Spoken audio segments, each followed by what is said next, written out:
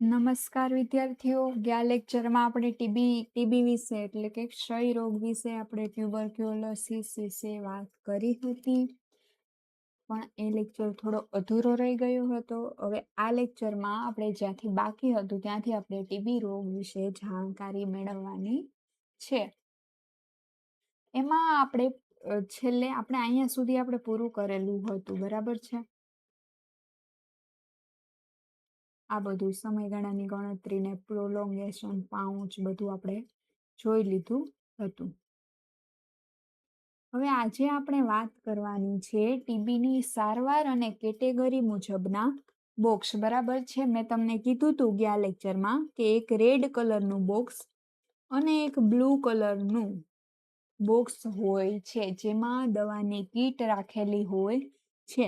Okay, આપણે પેલા જોઈએ આમાં શું કીધું છે, તો કે ક્ષય રોગ એટલે ટ્યુબરક્યુલોસિસની સારવાર વિશ્વ આરોગ્ય સંસ્થા એટલે કે વર્લ્ડ હેલ્થ ઓર્ગેનાઇઝેશન અને રાષ્ટ્રીય ક્ષય નિર્મૂલન કાર્યક્રમ એટલે કે NTEP national tuberculosis elimination programme દ્વારા નિર્ધારિત પ્રોટોકોલ મુજબ આપવામાં આવે છે. આની સારવાર છે આ બંને WHO અને NTEP બંનેએ મળીને જે પ્રોટોકોલ બનાવ્યા છે એના આધારે એની સારવાર થાય છે. અને ભારતમાં આ સારવાર કઈ જગ્યાએ થાય છે, તો કે એ સંસ્થાનું નામ છે ડોટ્સ, DOTS, ડોટ્સ એટલે કે directly observed treatment short course, બરાબર છે.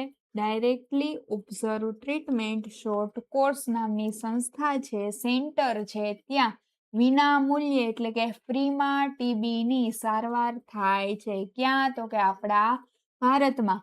દર્દીની સ્થિતિ અને રોગના પ્રકાર મુજબ તેને અલગ અલગ કેટેગરીમાં વેચી દેવામાં આવે છે અને પછી એ પ્રકારના બોક્સ એને પ્રોવાઈડ કરવામાં આવે છે. એટલે ટૂંકમાં દવાઓની કીટ એને પ્રોવાઈડ કરવામાં આવે છે. તો હવે એક કીટમાંથી આપણે પેલું બોક્સ જોઈએ, જે લાલ રંગનું બોક્સ છે જેને કહેવાય કેટેગરી નંબર 1, CAT એટલે કે કેટેગરી નંબર 1 ની સારવાર કેવી રીતના થાય છે અને એને કયું લાલ રંગનું બોક્સ આપવામાં આવે છે, બરાબર છે. તો આખી વાત આપણે કરીએ તો સૌથી પહેલા વાત છે કે CAT1 એટલે કે કેટેગરી 1 છે, એના અંદર કેવા પ્રકારના દર્દીઓનો સમાવેશ થાય છે. Which types of patients include in category 1, બરાબર છે. પેલા આપણે અહીં જોઈ લે, આ કેટેગરી મુખ્યત્વે નવા નોંધાયેલા એટલે કે નવા રજીસ્ટર થયેલા જે નવા દર્દીઓ હોય છે, કોના, તો કે ટીબીના, એના માટે હોય છે. કેટેગરી 1 મુખ્યત્વે કોના માટે હોય છે, જે નવા દર્દીઓ હોય એમના માટે. અને એની સારવાર માટે લાલ રંગના બોક્સમાં સંપૂર્ણ કોર્સની દવાઓ એટલે કે દવાઓની કીટ આપવામાં આવે છે.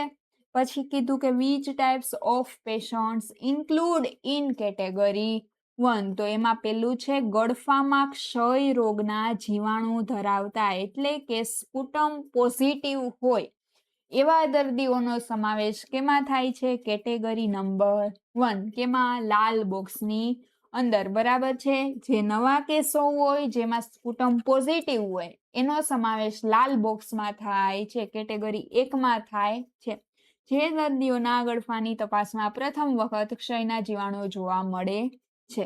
પછી બીજું છે ગળફામાં ક્ષય રોગના જીવાણુ જોવા મળતા નથી એટલે કે સ્પુટમ નેગેટિવ લોકો, જેમના ગળફામાં બેક્ટેરિયા જોવા મળતા નથી અને એના લક્ષણો છે એક્સરે દ્વારા ક્ષય સાબિત થયો એટલે કે સ્પુટમમાં છે બેક્ટેરિયા જોવા મળતા નથી, પણ પછી છાતીનો એક્સરે કર્યો હોય ત્યારે ખબર પડે છે કે આ માણસને તો છે ટીબી છે. આના શરીરમાં તો માઇકોબેક્ટેરિયમ ટ્યુબરક્યુલોસિસ મહારાજ સ્થાપિત થયેલા છે.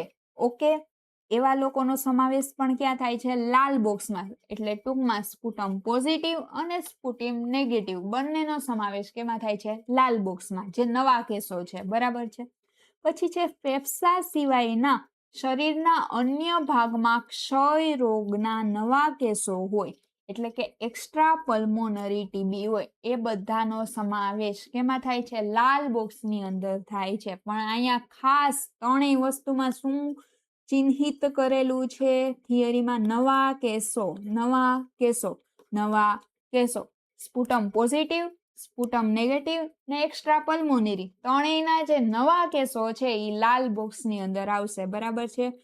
આ એક્સ્ટ્રા પલ્મોનરી મીન્સ હાડકાનો ક્ષય, ગ્રંથિનો ક્ષય વગેરે. બરાબર છે? બધા આવી જાય એમાં. વાળને નખ આવતા નથી અને ફેફસા આવતા નથી. પછી અન્ય નવા કેસો, બરાબર છે, એ સિવાયના ક્ષયના એટલે કે બીપીના કોઈ પણ નવા કેસ, બરાબર છે, જે અગાઉ ક્યારેય સારવાર હેઠળ આવેલા હોય ને, એટલે કે તદ્દન નવા હોય છે, પેલા કોઈ દી એને સારવાર લીધેલી હોય ને, એ બધા કેમાં આવે છે? લાલ બોક્સની અંદર આવે છે. બરાબર છે? પછી એના સારવારના તબક્કા અને સમયગાળો શું છે એ જોવાનું છે. ફેઝિસ એન્ડ ડ્યુરેશન ઓફ ટ્રીટમેન્ટ. તો એમાં કીધું છે કે સઘન સારવારનો તબક્કો IP આપણે જોયું હતું ઇન્ટેન્સિવ ફેઝ, જે 1 દિવસની જેને દવામાં આપવામાં આવતી હતી. બરાબર છે? એમાં શું કીધું છે કે આ તબક્કો 2 માસનો હોય છે. બરાબર છે? આ જે લાલ બોક્સ વાળા દર્દીઓ છે એનો જે પેલો સઘન સારવારનો તબક્કો છે ઇન્ટેન્સિવ ફેઝ, એ કેટલા? 2 મહિનાનો હોય છે, જેમાં કુલ 24 ડોઝ આપવામાં આવે છે. આ દવાઓ આરોગ્ય કાર્યકર એટલે કે તમે MPHW અથવા તો FHW ની સીધી દેખરેખ હેઠળ આપવામાં આવે છે. તમારી દેખરેખ હેઠળ જ આ છે ડોઝ આપવામાં આવતા હોય છે, એવું કીધું છે. સતત સારવારનો તબક્કો એટલે સતત એટલે કન્ટિન્યુએશન ફેઝ, CP આપણે જોયું હતું. આ તબક્કો 4 માસનો હોય છે. અહીંયા 2 માસ છે, અહીંયા ડબલ થઈ ગયા છે, અહીંયા 4 માસનો છે. બરાબર છે? જેમાં 18 મલ્ટી બ્લિસ્ટર કોમ્બી પેક આપવામાં આવે છે. કેટલા? 18 મલ્ટી બ્લિસ્ટર કોમ્બી પેક. દરેક અઠવાડિયાના પેકમાં 3 દિવસની ટીબી વિરોધી દવા અને 4 દિવસની વિટામિનની ગોળીઓ હોય છે. હવે અહીંયા છે, કન્ફ્યુઝ ન થતા, સાવ ઈઝી રીતના કહી દઉં. પેલું છે IP, બરાબર છે, ઇન્ટેન્સિવ ફેઝ. એમાં શું કીધું? તો કે એમાં 2 મહિનાનું હોય છે. બરાબર છે? ને બીજું હતું કન્ટિન્યુએશન ફેઝ, એમાં કેટલાનું હોય છે? ડબલ, 4 મહિનાની દવા હોય છે. ઓકે, બે લાલ બોક્સ વાળા જ છે. પેલો તબક્કો છે ને એમાં શું કરવાનું? તો કે એમાં 24 ડોઝ આપવાના છે. કેટલા આપવાના છે? 24 ડોઝ આપવાના છે. કોની હેઠળ? MPHW ની હેઠળ. એટલું યાદ રહ્યું. હવે CP છે, 4 મહિનાનો તબક્કો છે, એમાં ટોટલ 18 છે એ કોમ્બી પેક આપવામાં આવે છે. 18 કોમ્બી પેક. બરાબર છે? એમાંથી શું હોય છે? અઠવાડિયામાં 7 દિવસ હોય છે. તો એક અઠવાડિયામાં 3 દિવસ સુધી એને શું લેવાનું છે? ટીબીની ગોળી લેવાની છે. અને બીજા 4 દિવસ છે એને વિટામિનની ગોળી લેવાની છે. 3 દિવસ સુધી એને ટીબીની ગોળી લેવાની છે, 4 દિવસ સુધી વિટામિનની ગોળી લેવાની છે. એવી રીતના આખું છે 4 મહિનાનું કોમ્બો હોય છે. મલ્ટી બ્લિસ્ટર કોમ્બી પેક 18 હોય છે. ઓકે, 4 મહિના માટે. એક અઠવાડિયામાં 3 દિવસ ટીબીની લેવાની છે, 4 દિવસ વિટામિનની લેવાની છે. ટીબી છે એ શું કરશે? બેક્ટેરિયાને મારશે ને 4 દિવસની વિટામિનની ગોળી છે એ શું કરશે? ઇમ્યુનિટી પ્રોવાઈડ કરશે. ઓકે, યાદ રહી ગયું? આઈ હોપ તમને બધાને સમજાતું હશે. થોડીક આપણે સ્પીડ કરીશું જેથી આપણું આ ટીબી પૂરું થાય. આપણે નેક્સ્ટ ટોપિક કયો લેવો છે એના માટે તમે કોમેન્ટમાં તમે જણાવી શકો છો કે કયા ટોપિક ઉપર નેક્સ્ટ લેક્ચર જોઈએ છે આરોગ્યના કોઈ પણ આપણા સિલેબસમાંથી. બરાબર છે? પછી છે દવાઓનો ક્રમ અને માત્રા. ક્યારે કઈ દવા લેવાની છે, કેટલી માત્રામાં લેવાની છે. બરાબર છે? ઉપર જે દવા જોઈતી એ જ દવાના નામ છે, એના જ ટૂંકા નામ હશે. માત્રા પણ ઈ જ હશે ખરેખર, પણ કેટલી ગોળી લેવાની છે, ગોળીની સંખ્યા ને ક્યારે લેવાની છે એ આમાં કીધેલું છે. તો આમાં કીધેલું છે કે સઘન સારવારમાં જે દવા આપવામાં આવે છે IP માં, બરાબર છે, એમાં શું છે કે અઠવાડિયામાં 3 વાર દવા લેવાની હોય છે. એકાત્રે આપણે કહે ને એકાંતરે એટલે કે એકાત્રે દવા લેવાની છે. સોમવારે લીધી તો પાછી બુધવારે ને શુક્રવારે, મંગળવારે ચાલુ કરી હોય તો પાછી ગુરુવારે ને પછી શનિવારે એક દિવસનો ઠેકડો મારી જવાનો છે. અઠવાડિયામાં ટોટલ 3 દિવસ દવા લેવાની છે. બરાબર છે. કઈ રીતના લેવાની છે તો એ અહીંયા આપી દીધું છે. પેલું છે આઇસોનિયાઝાઇડ, બરાબર છે, જેનું નામ ટૂંકું એચ છે. 300 મિલીગ્રામ એની માત્રા છે ને એની 2 ગોળી લેવાની છે. પછી રિફામ્પિસિન છે આર, એની 450 મિલીગ્રામ એક કેપ્સ્યુલ લેવાની છે. પછી છે પાયરાઝિનામાઇડ ઝેડ છે, એને 1500 મિલીગ્રામની 2 ગોળી લેવાની છે. પછી છે ઇથામ્બુટોલ ઈ, જે આંખનું સાઈડ ઇફેક્ટ કરતું હતું, એ 1200 મિલીગ્રામની ગોળી છે, એ 2 ગોળી લેવાની છે. બરાબર છે. આ કોષ્ટક જેટલા પણ છે ને મોસ્ટ આઈએમપી છે, તમારે યાદ રાખવા પડશે. આ પીડીએફ તમને આપણી ટેલિગ્રામ ચેનલમાં મળી જવાની છે. ખાસ જોઈન કરી લેજો, ફ્રીમાં મળે છે. પછી અહીંયા આઈએમપી નોટ છે કે જો દર્દી નિયત દિવસે દવા લેવા ન આવે, બરાબર છે, તો 24 કલાકની અંદર તેને ગમે ત્યાંથી પકડી લેવાનો છે અને પાછી દવા ચાલુ કરાવવાની છે. માની લ્યો કે એને સોમવારે દવા નથી લેવા આવ્યો, તો તમારે એને પકડીને લઈ આવીને મંગળવારે દવા પીવડાવી દેવાની છે. પછી પાછી બીજો ડોઝ ગુરુવારે ને પછી પાછો શનિવારે, એવી રીતના. બરાબર. જો એક દિવસ પણ ઈ ન આવે તો બીજે દિવસે ફરજિયાત તમારે એને ગમે ત્યાંથી પકડીને લઈ આવવાનું છે. પછી સતત સારવારની વિગતો છે, એટલે કે સીપી ની વિગતો છે. આ શું હતું? ઉપર હતું એ આઈપી ની વિગતો. ત્યાં આખું કોષ્ટક છે શું છે? આઈપી નું છે. હવે છે આપણે સીપી જોવાનું છે, કન્ટિન્યુએશન ફેઝ. બરાબર છે. જો આઈપી એટલે કે ઇન્ટેન્સિવ ફેઝ છે, એના અંતે ગળફાની તપાસ કરાવીએ અને નેગેટિવ આવે તો 4 માસની એટલે કે 4 મહિનાની સીપી શરૂ થાય છે. બરાબર છે. તેમાં નીચેની દવાઓ આપવામાં આવે છે. જો રિપોર્ટ નેગેટિવ આવે તો આઈપી ની દવા પીવા પછી રિપોર્ટ છે નેગેટિવ આવે તો આ છે 3 દવા છે ચાલુ કરવાની હોય છે. પેલી શું છે? આઇસોનિયાઝાઇડ, જેનું ટૂંકું નામ છે એચ. 300 મિલીગ્રામનો ડોઝ હોય છે, 2 ગોળી લેવાની છે. રિફામ્પિસિન આર છે, 450 મિલીગ્રામની ગોળી છે, 1 કેપ્સ્યુલ લેવાની છે. પછી છે દર્દીનું વજન તપાસવાનું હોય છે. 60 કિલોગ્રામથી જો વજન વધારે હોય તો આ ડોઝ છે એ વધારીને છે ને 600 મિલીગ્રામનો કરવામાં આવે છે. જો શું કીધું? દર્દીનું વજન 60 કિલોગ્રામથી ઓછું હોય તો આ 450 મિલીગ્રામની કેપ્સ્યુલ, પણ 60 કિલોગ્રામથી વજન વધારે હોય તો 600 મિલીગ્રામની કેપ્સ્યુલ આપવામાં આવે છે. આ કેટેગરી 1 હતું. શું? લાલ કલરનું બોક્સ. હવે આપણે જોવાનું છે કેટેગરી નંબર 2, એટલે કે બ્લુ કલરનું બોક્સ. કેટેગરી 1 હતું લાલ, અને એ નવા કેસ માટે હતું. હવે આ જૂના કેસ અને જે દવા જેણે સારવાર પૂરી ન કરી હોય એવા બધા લોકો માટે છે, એ આપણે આગળ જોશું. કેટેગરી 2 નંબર છે, આ એવા દર્દીઓ માટે છે જેમને અગાઉ ક્ષયની સારવાર લીધેલી હોય અથવા તો સારવારમાં નિષ્ફળતા મળી હોય. ટૂંકમાં નવા કેસ નથી. બરાબર છે. નવો એક પણ કેસ કેટેગરી નંબર 2 ની અંદર આવશે નહીં. ઓકે.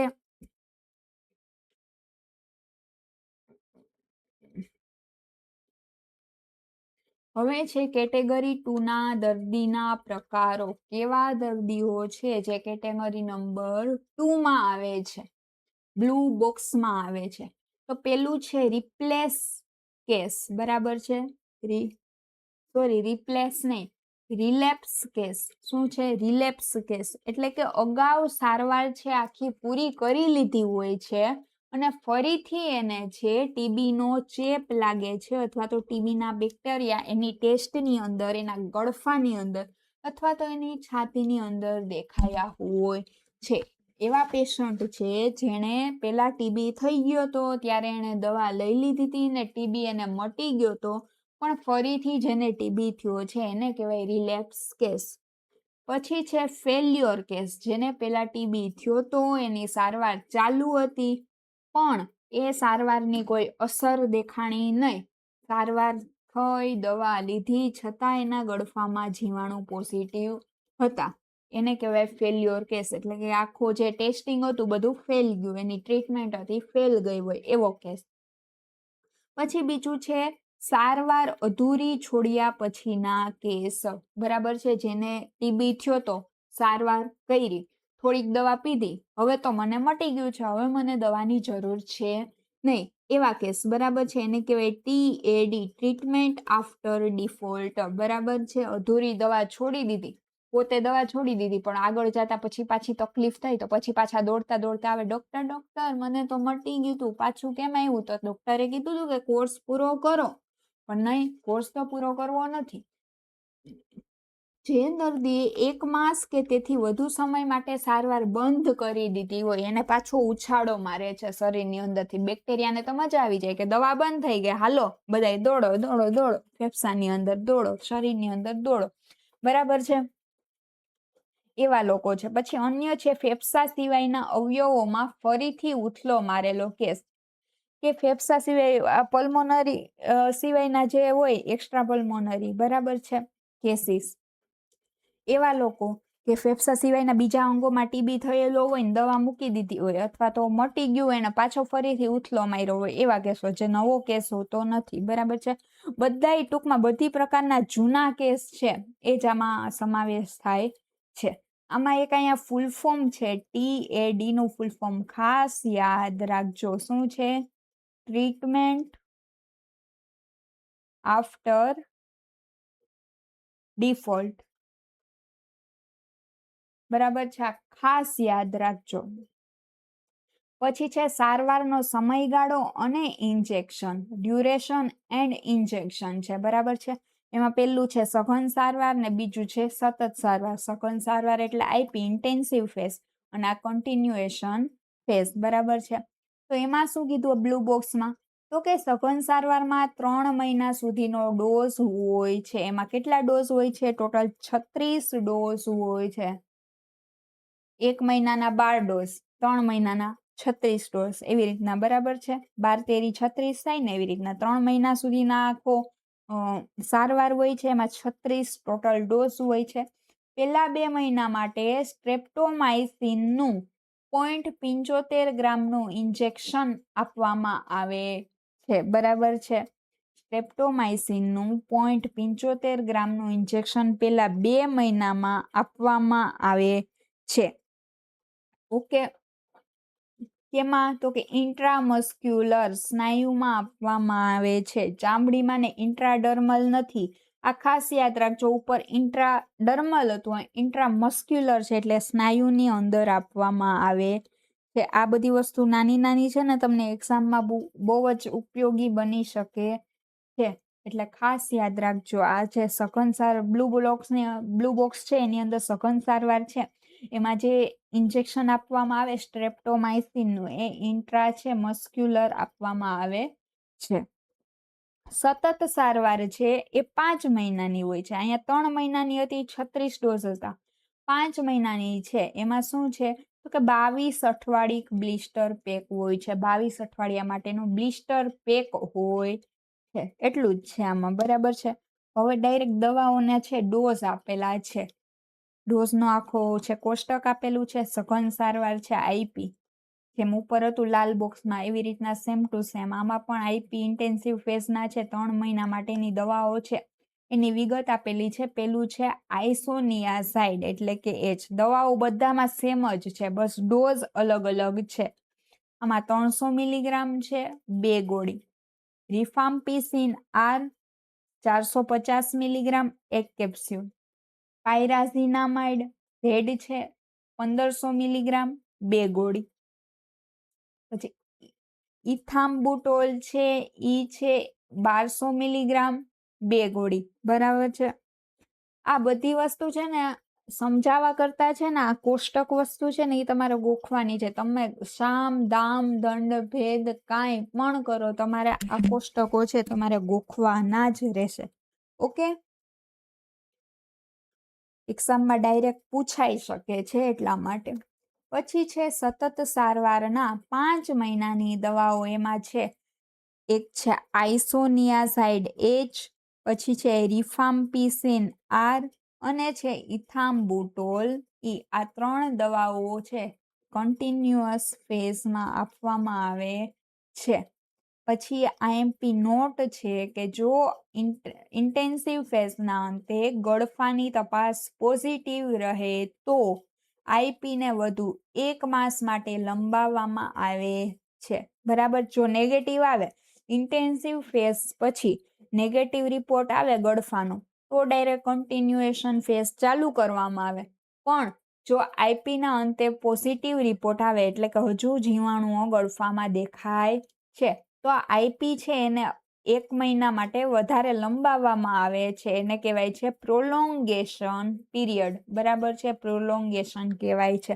જો 5 મહિના પછી પણ પોઝિટિવ રહે કેસ, બરાબર છે, તો એને કેટેગરી નંબર 4 ની અંદર મૂકવામાં આવે છે. શું કીધું? 4 મહિના પછી પણ જો કેસ પોઝિટિવ રહે તો એને કેટેગરી 4 ની અંદર મૂકવામાં આવે છે. જો અહીંયા જો આઈપી હતું 3 મહિનાનું હતું, 3 મહિના પછી કેસ નેગેટિવ આવે તો સીપી ચાલુ કરવાનું. 3 મહિના પછી કેસ પોઝિટિવ આવે તો હજી 1 મહિના માટે એટલે ટોટલ 4 મહિના માટે આઈપી ચાલુ થયું. 4 મહિના પછી પણ કેસ પોઝિટિવ આવે તો એને છે કેટેગરી નંબર 4 ની અંદર. 4 થી 5 મહિના પછી પણ કેસ પોઝિટિવ આવે તો કેટેગરી નંબર 4 ની અંદર એને નાખવાનું છે. આટલું બધાને સમજાઈ ગયું?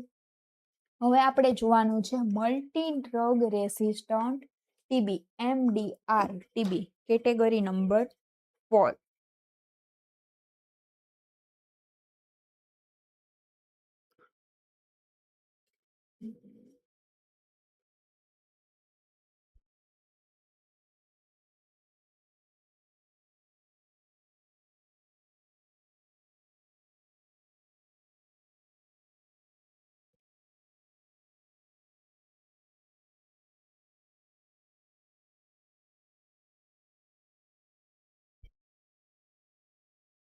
ચાલો અત્યારે વાત કરીએ હવે multi drug resistant TB category number 4. બરાબર છે. હવે અત્યાર સુધી આપણે જે ટીબી જોયું ને કેટેગરી નંબર 1 અને 2, રેડ બોક્સ અને બ્લુ બોક્સ વાળું, એ સામાન્ય ટીબી હતું. બરાબર છે. હવે આ એનાથી અતિ ગંભીર ટીબી છે. ટીબીની દુનિયાનો ડોન છે. શું છે? ટીબીની દુનિયાનો ડોન એટલે કે MDR TB multi drug resistant TB category number 4. ખાસ યાદ રાખજો આ શું છે. બરાબર છે. MTR શું છે અને એનું જે નિદાન કઈ રીતના થાય છે એ આપણે જોવાનું છે. સૌથી પહેલા તો MDR ટીબી શું છે એ જોઈએ. તો જ્યારે ટીબીના જે બેક્ટેરિયા છે ટ્યુબરક્યુલોસિસ, માઇકોબેક્ટેરિયમ ટ્યુબરક્યુલોસિસ છે, એટલા જિદ્દી થઈ જાય, એટલા અડિયલ થઈ જાય કે એને જે આ મેઇન 2 દવા છે જે આઇસોનિયાઝાઇડ અને બીજી છે રિફામ્પિસિન, આ 2 દવાથી પણ એને કાંઈ અસર ન થાય. જ્યારે ટીબીના બેક્ટેરિયાને આ 2 દવા આપીએ તોય કાંઈ અસર થાય ને એની સામે ઈ રોગ પ્રતિકારક શક્તિ કેળવી લે છે. એને લડવા, એની સામે ઈ લડવાની શક્તિ કેળવી લે છે. એનાથી પણ ઈ મરતા નથી. ત્યારે એ ટીબીને કહેવાય MDR ટીબી. આ 2 દવાની જ્યારે ટીબીમાં કોઈ અસર ન થાય ત્યારે કહેવાય MDR ટીબી. બરાબર છે. ટીબીની દુનિયાનો ડોન. આના માટે હવે આપણે કંઈક એક્સ્ટ્રા કરવું પડશે કારણ કે આ છે ડોન છે. બરાબર છે. નાના નાના ગુંડાઓને મારવા માટે તો આ દવા કામ કરતી હતી, પણ હવે આ ડોનને આનાથી મારી શકાશે નહીં. હવે નિદાન અને કારણો આપેલા છે. નિદાનમાં શું આપેલું છે તો કે કલ્ચર અને ડ્રગ સેન્સિટિવિટી ટેસ્ટ. બરાબર છે. એને કહેવાય DST ડ્રગ સેન્સિટિવિટી ટેસ્ટ દ્વારા માન્ય લેબોરેટરીમાં એનું નિદાન કરવામાં આવે છે. આને પકડવા માટે છે ને સાદો રિપોર્ટ ચાલશે નહીં, સાદો ગળફાનો રિપોર્ટ ચાલશે નહીં. એટલે લેબોરેટરીમાં સ્પેશિયલ છે કલ્ચર બનાવવામાં આવશે અને અથવા તો ડ્રગ સેન્સિટિવિટી ટેસ્ટ દ્વારા છે માન્ય લેબોરેટરી હોય, જે સરકાર માન્ય લેબોરેટરી હોય લાયસન્સ વાળી, ત્યાં છે એનું નિદાન થશે. બરાબર છે. પછી કારણ છે કે આવું કેમ થાય છે, શાના કારણે આ જે છે આવા MDR આર છે જે મલ્ટી ડ્રગ રેઝિસ્ટન્ટ ટીબી એ થાય છે. એનું કારણ શું છે? તો કે દર્દીએ સારવાર કાં તો અધૂરી મૂકી દીધી છે, કાં તો દવા છે અનિયમિત લીધી છે. જો શું છે, અધૂરી કે અનિયમિત સારવાર, સરખી દવા પીધી ન હોય, અધૂરી મૂકી દીધી હોય, ત્યારે દવાઓની નબળી ગુણવત્તા, ઘણીવાર દવા એવી પીધી હોય કે જે નબળી ગુણવત્તા વાળી હોય, બેક્ટેરિયાને ખૂબ અસર કરી ન હોય, અથવા તો દર્દી સારવાર દ્વારા નબળો પ્રતિભાવ આપતો હોય, એવા કારણો હોય ત્યારે મલ્ટી ડ્રગ રેસિસ્ટન્ટ ટીબી થાય છે. શું કહેવા માંગે છે? જે દર્દીએ ટીબી થયો તો, જ્યારે એને સામાન્ય ટીબી થયો તો ત્યારે એને કાં તો દવા અધૂરી મૂકી દીધી, થોડુંક એને સારું થયું, દવા મૂકી દીધી, પછી દવા કાં તો સરખી ન પીધી, સમયસર ન પીધી, આડાઅવળી પીધી, અનિયમિત પીધી છે, તો એવા સમયમાં પણ આ થઈ શકે છે. પછી જે દવા પીધી એની ગુણવત્તા હલકી હતી, નબળી હતી, તો એ સારી ગુણવત્તાવાળી દવા નહોતી, અથવા તો દર્દી છે સારવારમાં નબળો પ્રતિભાવ આપતો હતો, એટલે ડોક્ટર કે એવી રીતના ડોક્ટરનું જે સંચાલન હતું એનું પાલન કરતો ન હોય એવો દર્દી, ત્યારે મલ્ટી ડ્રગ રેઝિસ્ટન્ટ ટીબી થઈ શકે છે. સમજાઈ ગયું બધાને? રહી ગયું યાદ? હવે બીજું છે એમડીઆર ટીબીની સારવાર કઈ રીતના થાય છે, ટ્રીટમેન્ટ કઈ રીતે થાય છે એ જોવાનું છે. આપણે અહીંયા રેડ લઈ લઈએ તો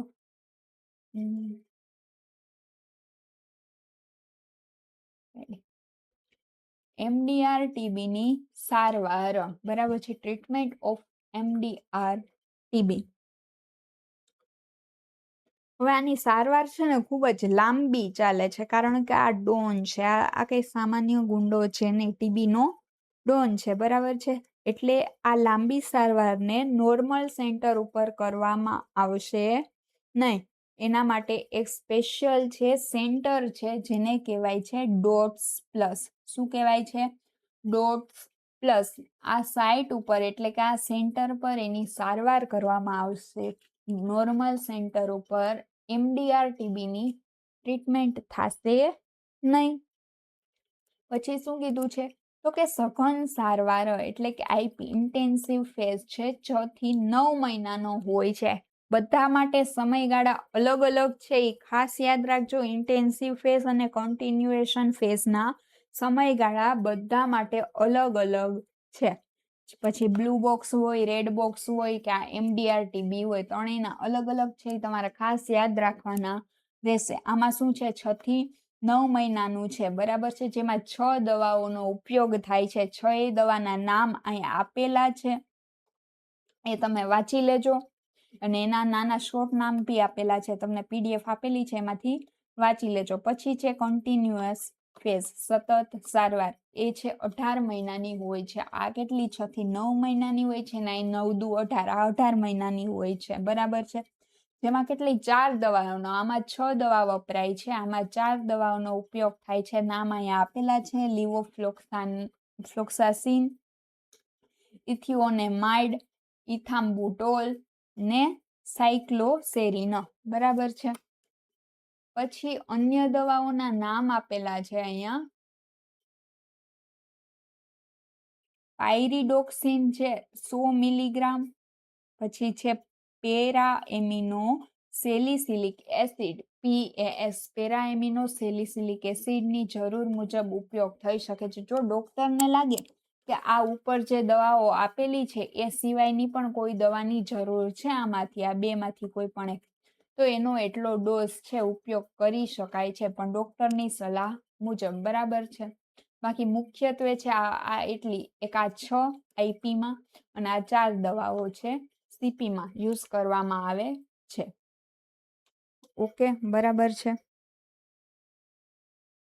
પછી છે કેસ ડેફિનેશન. હવે છે આપણો આ ટીબી નો રોગ છે, એમાં અમુક આપણે નવા નામ જાણ્યા છે, એની ડેફિનેશન શું છે, અથવા તો ટર્મ્સ અને ડેફિનેશન, સંજ્ઞાઓ, એના વિશે જોવાનું છે. આ તમને આવડતું જ હશે, આમાં અમુક જ છે જે તમને નહીં આવડતું હોય, તો આપણે વાંચી જોઈએ એકવાર. એક છે ન્યૂ કેસ, નવો કેસ, બરાબર છે. જે વ્યક્તિએ ક્યારેય ક્ષયની દવા લીધી ન હોય, અથવા તો 1 માસ કરતા ઓછા સમય માટે દવા લીધી હોય, એને નવો કેસ કહેવાય. એક પેલું છે જેણે કોઈ દી દવા લીધી જ નથી, અને બીજું છે જેણે દવા લીધી પણ 1 મહિનો પૂરી કરેલી નથી એવો વ્યક્તિ, એને કહેવાય નવા કેસ. પછી ઉથલો મારેલા કેસ, જેમણે અગાઉ ક્ષય મટી ગયો હોય પણ ફરીથી થયો હોય, ફરીથી રિપોર્ટ શું આવ્યો હોય પોઝિટિવ, એને કહેવાય ઉથલો મારેલો કેસ, રિલેપ્સ કેસ. પછી છે સારવાર ચૂકી ગયેલા કેસ, બરાબર છે, એને કહેવાય ડિફોલ્ટર.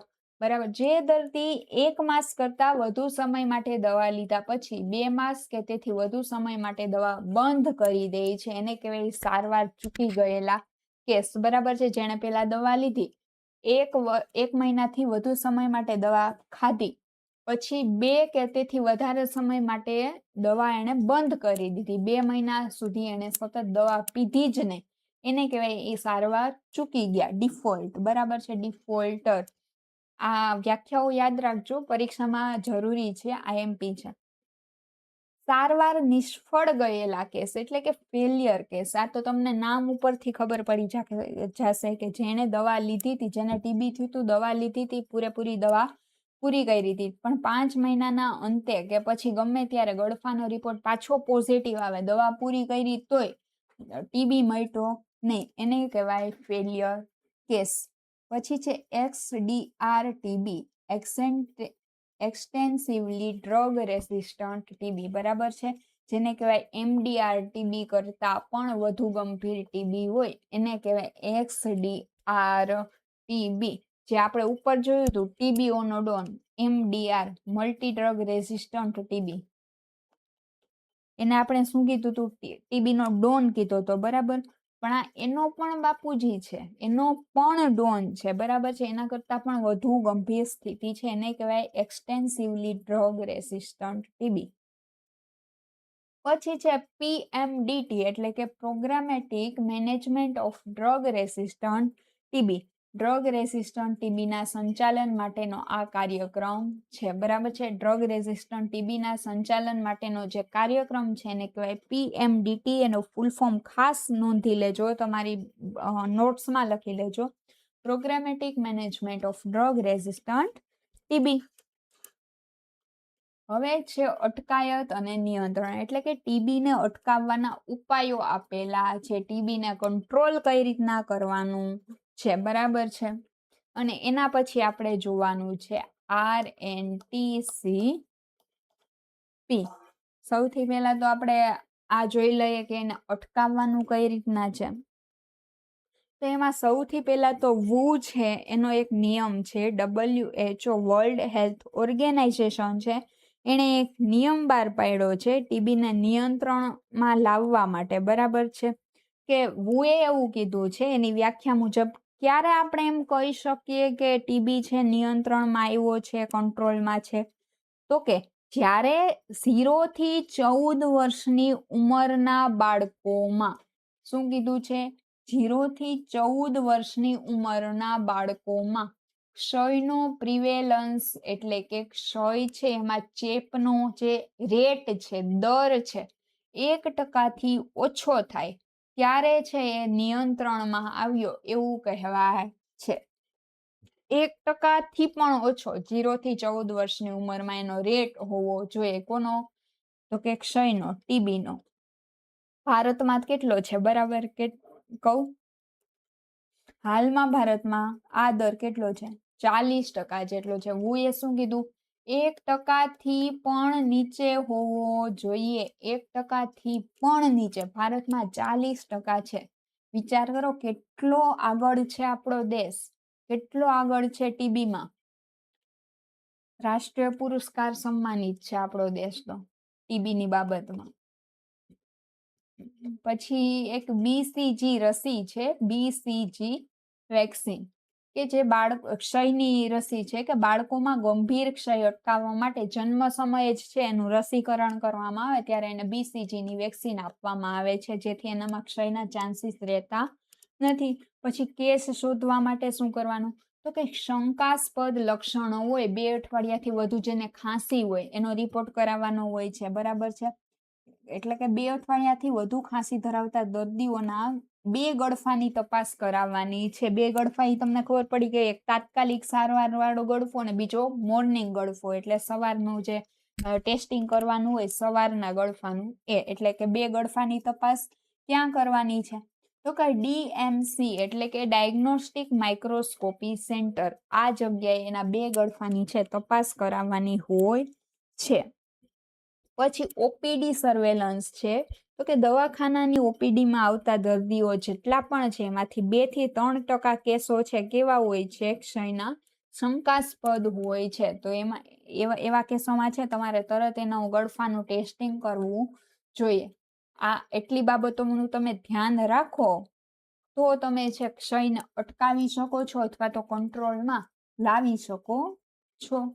હવે જોવાનું છે RNTCP. શું જોવાનું છે? રિવાઇઝ્ડ નેશનલ ટ્યુબરક્યુલોસિસ કંટ્રોલ પ્રોગ્રામ. બરાબર છે. એનો આપણે પેલા આખો ઇતિહાસ જોવાનો છે. જો ભારત સરકાર છે ને આપણી, એને ક્ષયને રોકવા માટે છે આ RNTCP છે ને એ બનાવ્યો હતો. શું? ક્ષયને રોકવા માટે અથવા તો તેને નિયંત્રણમાં રાખવા માટે ભારત સરકારે છે આ પ્રોગ્રામ છે RNTCP બનાવેલો હતો. બરાબર છે.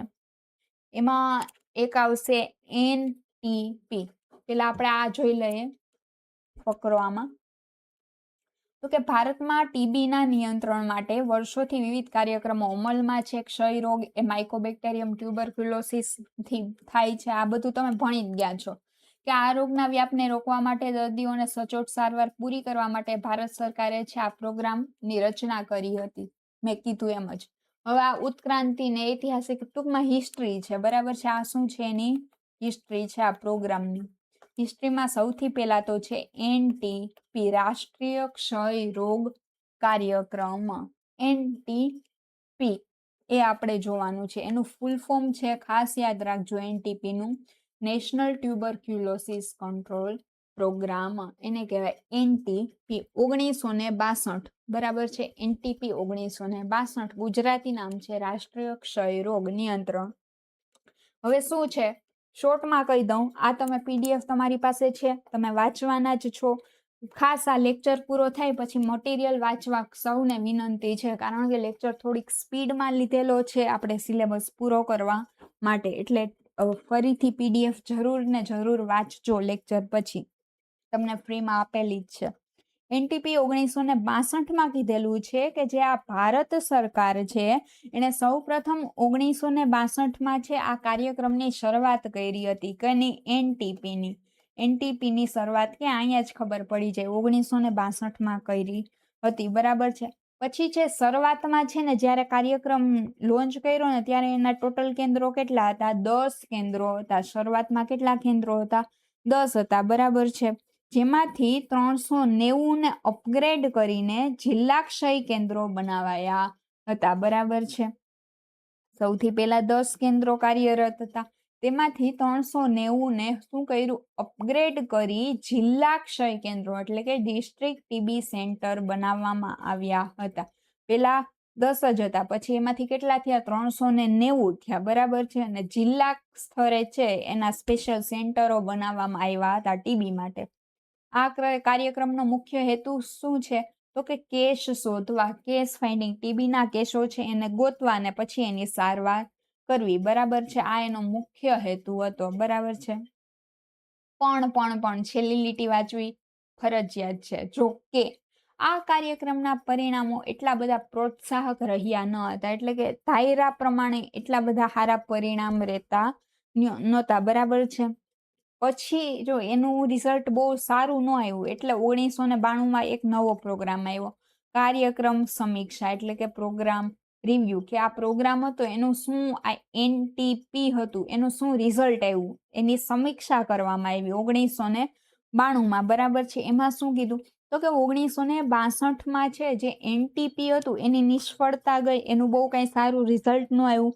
પછી ભારત સરકાર છે, ગવર્મેન્ટ ઓફ ઇન્ડિયા છે, પછી એણે વુ અને વર્લ્ડ બેંક છે એ બધાએ ભેગા મળીને તપાસ કરી. એની આ NTP છે એનું ફેલિયર ગયું. પછી ભારત સરકાર, વિશ્વ આરોગ્ય સંસ્થા એટલે કે વુ અને જે વર્લ્ડ બેંક છે, આ ત્રણેય છે ચર્ચા કરી અને ત્રણેયના સહયોગથી એનટીપીની છે ગહન સમીક્ષા કરવામાં આવી, એટલે કે ટૂંકમાં ચર્ચા કરવામાં આવી ને પછી એને જાણવામાં આવ્યું કે સારવાર અધવચ્ચે છોડી દેવાના કારણે ડ્રગ રેસિસ્ટન્સની સમસ્યા વધી રહી હતી, કે આમાં પ્રોબ્લેમ શું આવતી હતી ઈ એણે જોયું. વર્લ્ડ બેંક અને ભારત સરકાર ત્રણે બેહીને ચર્ચા કરી એનટીપી વિશે ને જોયું કે એમાં શું પ્રોબ્લેમ હતી. તો કે જે લોકો હતા સારવાર અધવચ્ચે જ છોડી દેતા હતા. અધવચ્ચે સારવાર છોડી દેવી એનો મતલબ શું? તો કે ડ્રગ રેસિસ્ટન્સ એટલે કે દવા મૂકી દેવી, એટલે એનો જે ટીબીમાં છે ઉથલો મારે, એટલે કાર્યક્રમ છે એનું સારું રિઝલ્ટ આવ્યું નહોતું. બરાબર છે. પછી હે એક એને સમસ્યા ખબર પડી ગઈ. હવે એની એક પાયલોટ પ્રોજેક્ટ લોન્ચ કર્યો. બરાબર છે. શું કર્યું? તો RNTCP શું છે? RNTCP પાયલોટ પ્રોજેક્ટ છે. ક્યારે આવ્યું? 1993માં. 92માં ચર્ચા કરી, ડાયરેક્ટ પછી 1993માં એ આવ્યો છે. બરાબર. સમીક્ષા બાદ નવા અભિગમ સાથે RNTCP નો પાયલેટ પ્રોજેક્ટ છે ફેઝ 1 તરીકે 1993માં શરૂ કરાયો હતો. બરાબર છે. પછી ફેઝ 2 આવ્યો, ફેઝ 3 આવ્યો. એ બધું ક્યારે આવ્યું? 1998માં આવ્યો. ફેઝ 1 93માં આવી ગયો. બરાબર છે. પછી 98માં ફેઝ 2 ને ફેઝ 3 આ બે આવ્યા હતા. શરૂઆતમાં આ પ્રોજેક્ટમાં ભારતની માત્ર 2% વસ્તીને જ આવરી લેવામાં આવી હતી. બરાબર છે. શરૂઆતમાં છે પ્રોજેક્ટમાં ઓનલી ને ઓનલી 2% વસ્તીને જ આમાં ઉપયોગ થયો હતો. આ પ્રોજેક્ટ છે પણ ધીમે ધીમે આગળ વધતા ગયા અને પછી ટીબી છે એને કંટ્રોલમાં લાવતા ગયા. આ એની હિસ્ટ્રી હતી થોડીક. બરાબર છે. જો અહીંયા આપેલું છે RNTCP છે એનો પેલો ફેઝ 1993માં આવ્યો હતો. 98માં છે ફેઝ 2 અને 3 આવ્યા હતા. તો 97માં શું થયું હતું? તો કે આનો અમલ થયો હતો. કેનો? RNTCP છે એનો અમલ ક્યારે થયો છો? 97માં થયેલો હતો.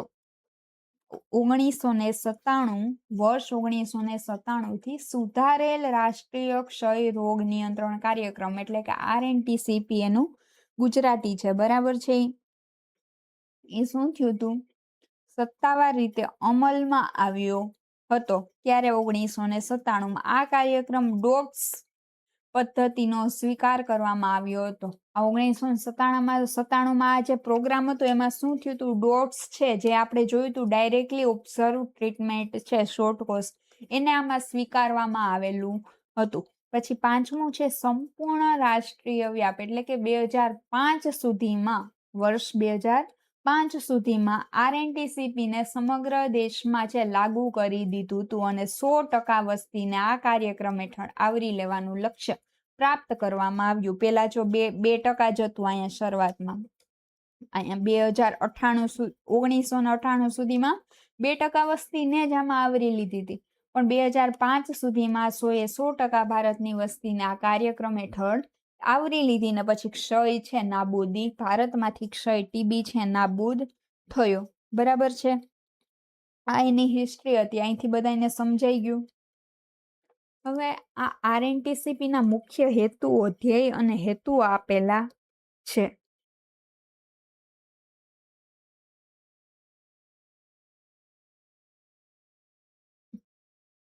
ચાલો વાત કરીએ આગળ. RNTCP છે એના મુખ્ય હેતુઓ શું છે? એના ધ્યેય શું છે? અહીંયા લખેલું છે કે RNTCP છે એનો મુખ્ય ધ્યેય ક્ષય રોગને એટલે કે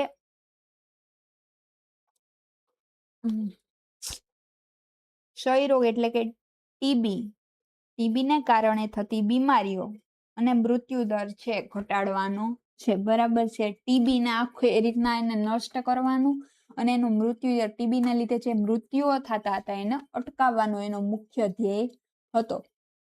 અહીંયા છે પ્રાઇમરી એમ શું હતું? ક્ષય રોગના કારણે થતી શારીરિક તકલીફો અને મૃત્યુમાં ઘટાડો કરવો, સમાજમાં ટીબીનો ચેપ છે એને અટકાવવો.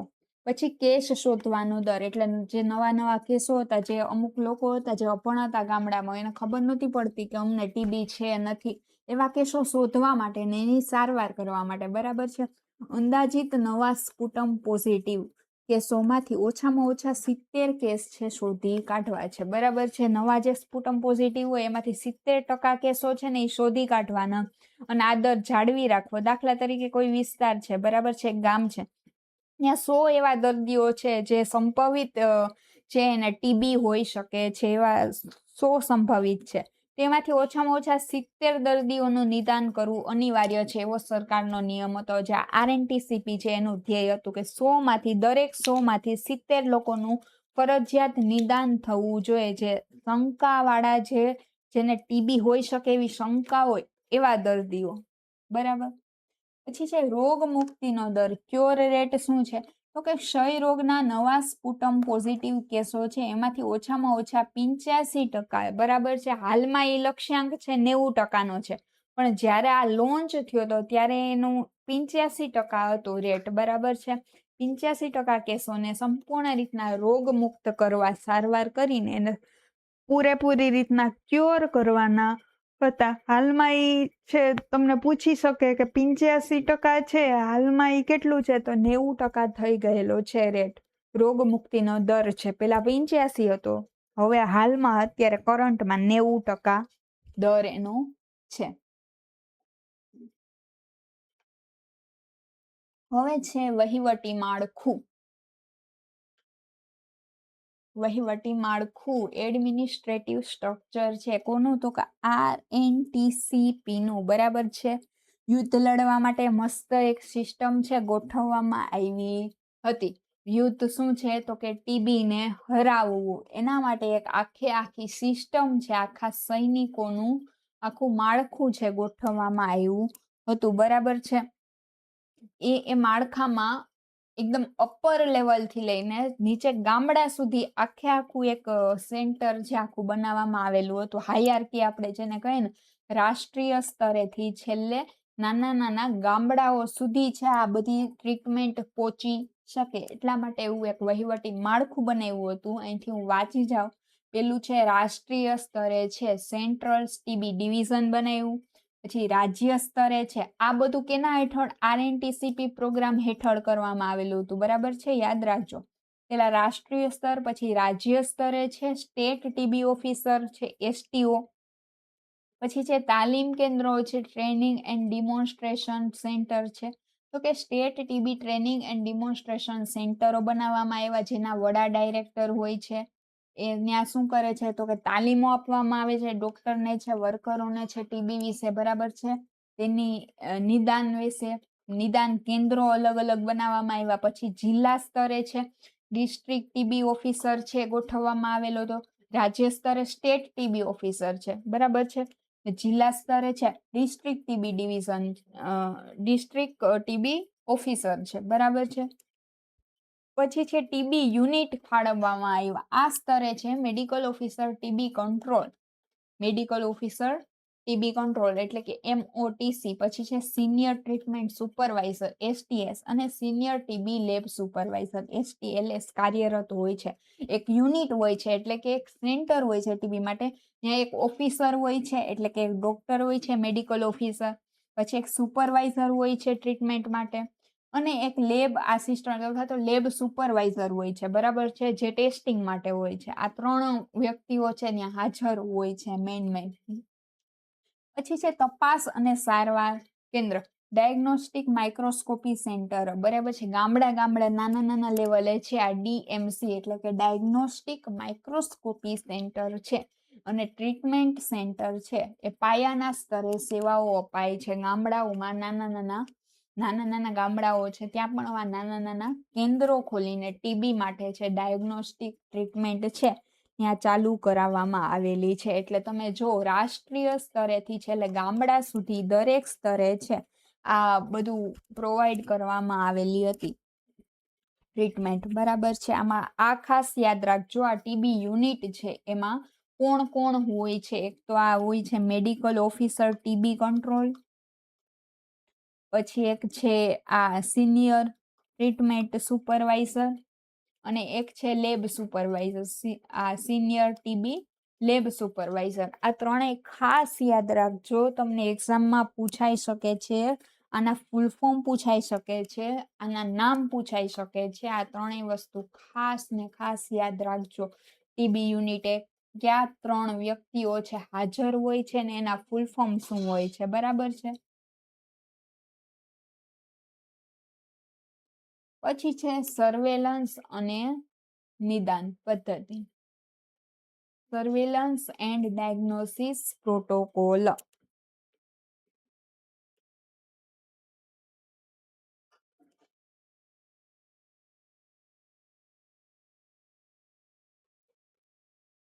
જોઈએ, ટીબીના દર્દીઓને વહેલી તકે શોધવા માટે સર્વેલન્સ અત્યંત મહત્વનું પાસું છે, બરાબર છે. શું કીધું? ટીબીના દર્દીઓને વહેલી તકે શોધવા માટે સર્વેલન્સ છે અત્યંત મહત્વનું પાસું છે. એનું સર્વેલન્સ કરવાનું ને પછી એનું ડાયગ્નોસિસ એટલે નિદાન કરવાનું. પેલા એને ગોતવાના, પકડી લાવવાના અને પછી એની સારવાર કરવાની, જેથી અન્ય લોકોને તો ફેલાવો ન થાય, એની સારવાર થાય. જો એની સારવાર જ ન થાય, એને પોતાને ખબર જ ન હોય કે મને ટીબી છે, તો એની આજુબાજુના લોકોને પણ એ ટીબી ફેલાવી શકે છે. એટલા માટે વહેલી તકે એવા દર્દીઓને ગોતવાના અને એની સારવાર કરાવવાની. ઓકે, પેલું સ્ટેપ શું છે? સર્વેલન્સ એટલે કે નિરીક્ષણ કરવાનું, ગોતવાના. હેલ્થ વર્કરો દ્વારા હોમ ટુ હોમ સર્વે કરવામાં આવે છે. હેલ્થ વર્કરો એટલે કે તમે MPHW અથવા તો FHW દ્વારા હોમ ટુ હોમ, ગામડે ગામડે અથવા તો ઘરે ઘરે જઈને આખો સર્વે કરવામાં આવે છે, હેલ્થ સર્વે.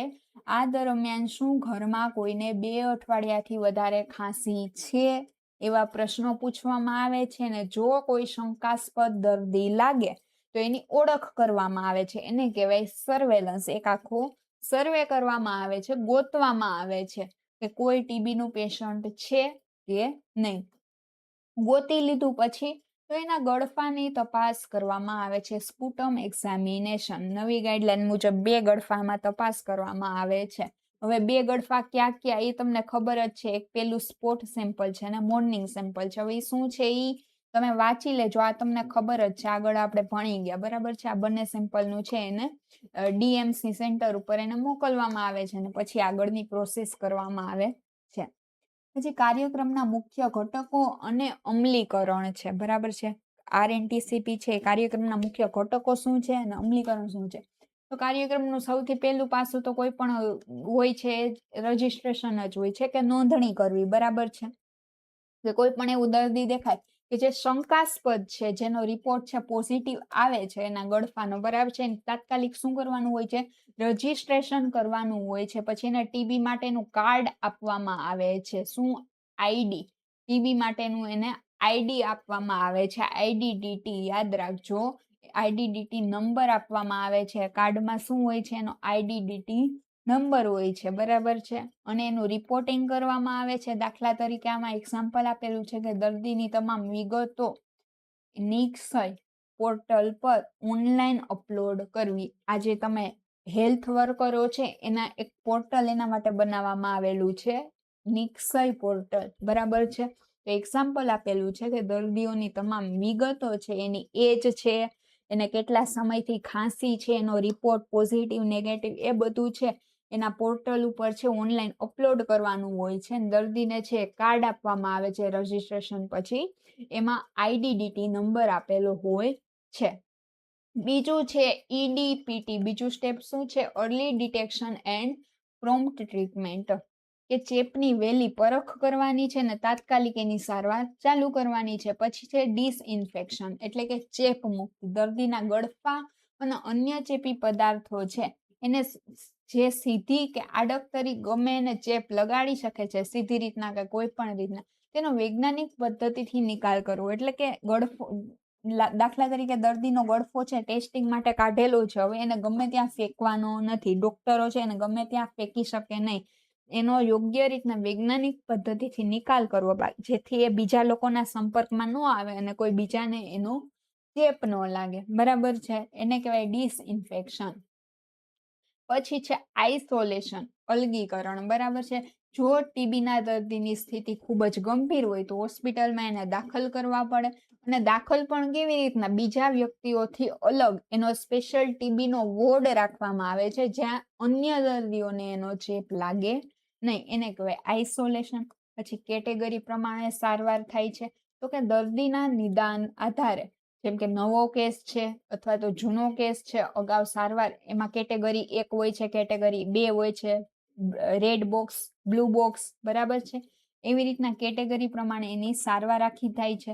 પછી આરોગ્યનું શિક્ષણ આપવામાં આવે છે, તો કે સારવાર દરમિયાન પ્રોટોકોલનું પાલન થવું જોઈએ, ગળફાની તપાસનું મહત્વ શું છે એ બધું દર્દીઓને જણાવવામાં આવે છે, કે ચેપ કેવી રીતના અટકાવી શકાય, તેને શું શું તકેદારી લેવી છે, આજુબાજુના માણસોથી એને કેવી રીતના ડિસ્ટન્સ મેન્ટેન રાખવાનું છે, આ બધું છે દર્દી અને તેના પરિવારને છે સમજાવવામાં આવે છે. એનો આહાર કેવો એને ખાવાનો છે એ બધું, એને કહેવાય આરોગ્ય શિક્ષણ, હેલ્થ એજ્યુકેશન. પછી છે રસીકરણ. તો નવજાત શિશુને છે એને જન્મ સમયે BCG ની રસી આપવામાં આવે છે 14 દિવસની અંદર જ, જો અહીંયા લખેલું છે, અથવા તો 1 વર્ષ સુધીમાં ગમે ત્યારે, મોટા ભાગે વહેલી તકે 14 દિવસની અંદર આપી દેવાની હોય છે, બાકી નો આપી શકાય તો 1 વર્ષની અંદર ગમે ત્યારે BCG ની છે રસી આપવાની હોય છે, જેથી એને ક્ષય છે એની સામે રક્ષણ પૂરું પાડે છે. પછી છે RNTCP અંતર્ગત વપરાતી ડોટ્સ પદ્ધતિમાં દર્દીએ આરોગ્ય કાર્યકરની પ્રત્યક્ષ હાજરીમાં દવા ગળવાની હોય છે. ડોટ્સ પદ્ધતિ છે એમાં એને કઈ એવું નહીં કે હાલો દવા આપી દીધી ઘરે જઈને પી લેજો, એમ નહીં. હેલ્થ વર્કર છે, હેલ્થ કાર્યકર છે, એની હાજરી, એની સામે જ, એની હાજરીમાં જ દવા પીવાની હોય છે, જેથી સારવારમાં અનિયમિતતા ન આવે. એટલે ડોક્ટરને ખબર પડે કે હા અન્ય આ સમયે દવા પીધેલી છે, અમારી નજરની સામે પ્રૂફ રહે, બરાબર છે. ઘરે જઈને કોણ શું કરે ડોક્ટરને ખબર રહેવાની નથી. હવે ડાયરેક્ટ આપણે આવ્યા ડોટ્સ પદ્ધતિ ઉપર.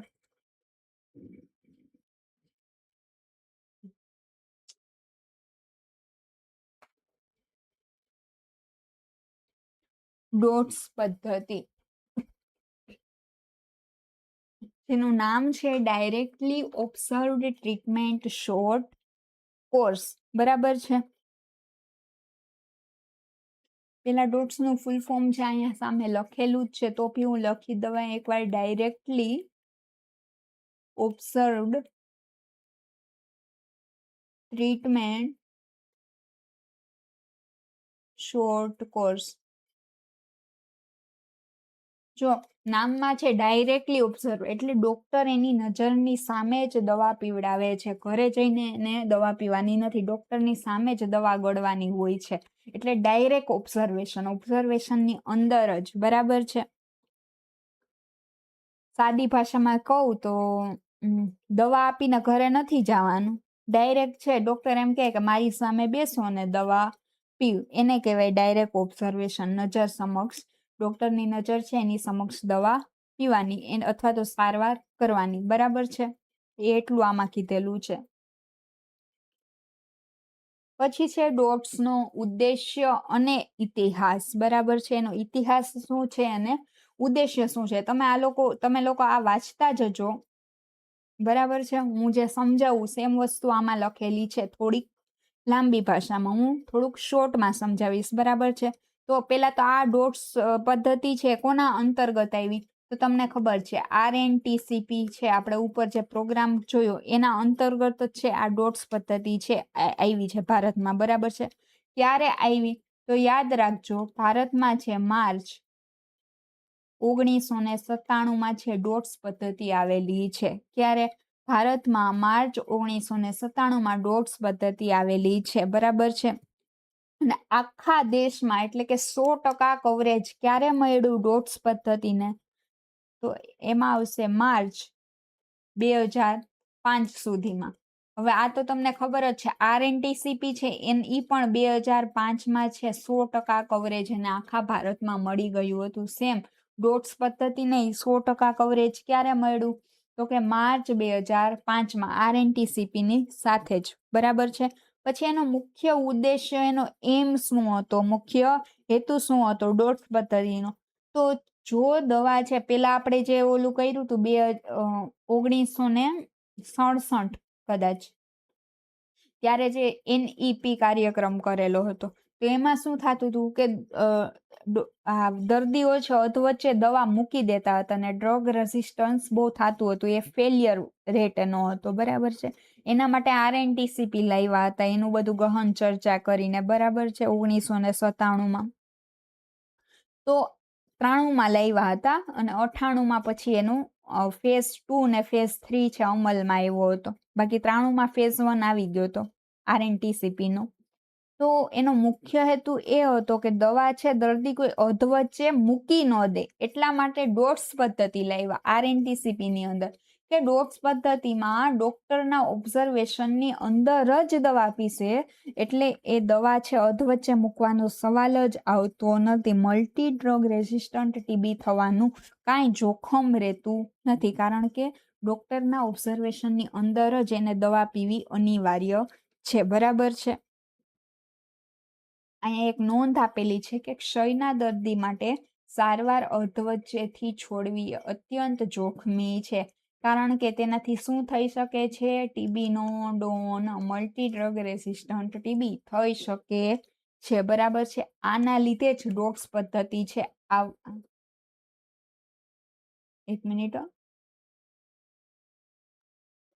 આના લીધે જ છે ડોટ્સ પદ્ધતિ છે એ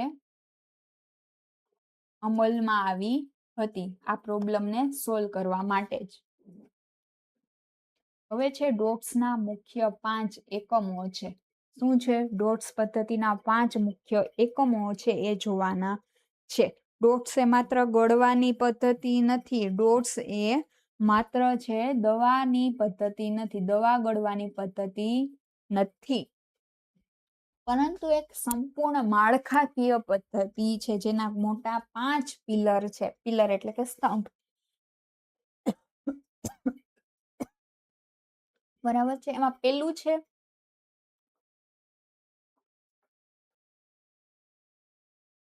રાજકીય અને વહીવટી વચનબદ્ધતા. શું છે? રાજકીય અને વહીવટી વચનબદ્ધતા, બરાબર છે. એમાં શું કહેવા માંગે છે કે સરકારનો મક્કમ નિર્ધાર અને બજેટની ફાળવણી વિશેની વાત છે. તો કે સરકાર શું કરશે આમાં? તો કે બજેટ ફાળવશે અને યોગ્ય ઓર્ડર આપશે કે આટલા સમયમાં આટલા ટકા તમારે કવરેજ લેવાની છે, પછી આના માટેનું બજેટ આપશે. એ બધું કામ કોણ કરશે? સરકાર કરશે. એટલે એ રાજકીય વચનબદ્ધતા કહેવાય, વહીવટી, બરાબર છે. શું લખ્યું? કે પુખ્ત વયની વ્યક્તિઓમાં ક્ષય એ મૃત્યુનું એક મુખ્ય કારણ છે. પુખ્ત વયની વ્યક્તિઓમાં ક્ષય એ મૃત્યુનું છે મુખ્ય કારણ છે. આથી જેમ કે ક્ષય છે એ કોઈ ઉંમરને કોઈ લાગુ પડતો નથી, નાની ઉંમરના વ્યક્તિઓને પણ થાય ને મોટા વ્યક્તિઓ નહીં થાય, પણ પુખ્ત વયની જે વ્યક્તિઓ એમાં વધારે જોવા મળે છે, બરાબર છે. આથી સરકાર દ્વારા રોગને અગ્રતા આપી તેને નાબૂદ કરવા માટે મક્કમ વહીવટી નિર્ધાર જરૂરી છે. એમાં બે વસ્તુ છે કે એક તો એ નીતિ બહાર પાડે છે અને બજેટની ફાળવણી કરે છે. સમજાઈ ગયું? સરકારના બે કામ છે, બજેટ બહાર પાડવું અને નીતિ આપવી, એટલે કે ટૂંકમાં ઓર્ડર આપવા કે આટલા સમયમાં આમ ઉદ્દેશ્યો આપવા, આટલા સમયમાં આટલું તમે કરી નાખજો, એવી રીતના, બરાબર છે. બીજો પિલર છે સારી ગુણવત્તાનું નિદાન, એટલે ક્વોલિટી ડાયગ્નોસિસ, એટલે કે જે પણ સારવાર થાય છે એમાં જે દવાઓ યુઝ થાય છે, જે માઇક્રોસ્કોપ યુઝ થાય છે, જે તપાસ, એ બધું સારી ગુણવત્તાનું હોવું જોઈએ, જેથી ચોક્કસ નિદાન થાય છે, જેમાં નિદાનમાં કોઈ શંકાસ્પદ વસ્તુ ન રહે, કે ક્વોલિટી છે દવાની એ ખરાબ ન હોવી જોઈએ, જેથી નિદાન છે સચોટ થઈ શકે, બરાબર છે. જેટલી પણ સુવિધા છે સારી રીતના પૂરી પાડવી ફરજિયાત છે, બરાબર છે. એટલે એને કહેવાય સારી ગુણવત્તાનું નિદાન. પછી ત્રીજું છે સારી ગુણવત્તાની દવાઓનો સતત પુરવઠો, બરાબર છે. RNTCP ના માપદંડો મુજબ જે નિદાન થયેલ દરેક દર્દી છે એના માટે એક અલગથી પેશન્ટ બોક્સની વ્યવસ્થા હોય છે, બરાબર છે. આનાથી ખાતરી થાય છે કે દર્દીને પૂરા સમયની દવાઓ વચ્ચે અટક્યા વગર મળી રહેશે. આખે આખું બોક્સ જ છે, આખી આખી કીટ જ છે, દવાને આપી દેવામાં આવે છે, જેનાથી છે આમ ખાતરી મળે કે બધી દવાઓ છે સમયસર છે દર્દીઓને આપી દીધેલી છે. ઓકે. આ તો સારી દવાઓની ગુણવત્તાઓનો સતત પુરવઠો, બરાબર છે. હવે છે યોગ્ય સારવાર અને પ્રત્યક્ષ નિરીક્ષણ. શું છે યોગ્ય? આ ડોટ્સનું જે મુખ્ય ઉદ્દેશ્ય છે એ આ ચોથામાં છે, યોગ્ય સારવાર ને પ્રત્યક્ષ નિરીક્ષણ. એટલે કે આરોગ્ય કર્મચારી અથવા તો જે ડોક્ટર છે અથવા તો તાલીમબદ્ધ વ્યક્તિ, તમે MPHW છે, તમારી હાજરીમાં તમારી નજરની સામે જ દવા આપવામાં આવે છે, બરાબર છે. દાખલા તરીકે MPHW છે એ દર્દીના ઘરે જઈને એને દવા આપશે, અથવા તો છે આશા વર્કર છે એ ગ્રામ્ય વિસ્તારમાં ઘરે જઈને દવા આપશે, અથવા તો ડોક્ટરની હાજરીમાં દવાખાને દર્દીને બોલાવીને દવા આપવામાં આવશે. એવી રીતના ડોક્ટરની અથવા તો કોઈ સ્પેશિયાલિસ્ટ છે એની નજરની સામે જ દવા પીવડાવવાની હોય છે. પાંચમું છે પદ્ધતિસરની દેખરેખ અને જવાબદારી. એમાં શું કીધું છે કે દર્દીના જે આઉટકમ આવે છે, દર્દીના જે પરિણામો આવે છે એના પર સતત ને સતત નજર રાખવાની છે, સતત ને સતત દેખરેખ રાખવાની છે. જ્યાં સુધી એને ટીબીના રોગમાં સફળતા ન મળે, જ્યાં સુધી દર્દી છે સાજો ન થાય ત્યાં સુધી છે એને એનો પીછો છોડવાનો નથી. ઇન શોર્ટ, બરાબર છે, છેક સુધી એની દેખરેખ રાખવાની છે. ઓકે. પછી છે ડોટ્સ કાર્યકર, એની ભૂમિકા આપેલી છે. શું આપેલું છે? ડોટ્સ કાર્યકરની ભૂમિકા. તો એમાં લખેલું છે, જો આ દવા ગળાવવા માટે છે કોણ જવાનું છે એની વાત કરેલી છે. દર વખતે જો ડોક્ટર છે, મોટા ડોક્ટર હોય છે, એટલા ફ્રી ન હોય કે એટલો એની પાસે ટાઈમ ન હોય કે દર્દીઓને સ્પેશિયલ હોસ્પિટલે બોલાવે અને દવા એને પીવડાવે. તો આ દવા પીવડાવવા માટે કોણ જશે? તો કોઈ પણ વ્યક્તિ છે ડોટ્સ પ્રોવાઈડર બની શકે છે એવું આમાં કીધેલું છે. કોઈ પણ વ્યક્તિ છે ડોટ્સ પ્રોવાઈડર, જો ડોટ્સ કાર્યકર તરીકે કોઈ પણ વ્યક્તિ સેવા આપી શકે છે, પરંતુ તેની અમુક છે શરતો છે. શું છે? અમુક શરતો છે.